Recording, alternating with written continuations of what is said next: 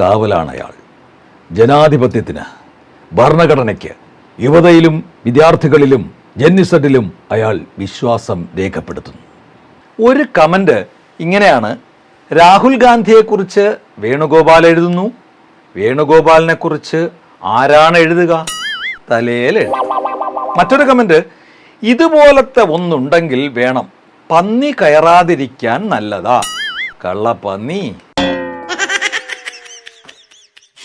വേറൊരു കമൻറ്റ്: ആ വേണു ഒരുത്തനാണ് ഇയാളെ ഇത്രയും പൊട്ടൻ ആക്കിയത്. അറിഞ്ഞില്ല, ആരും ഒന്നും പറഞ്ഞില്ല.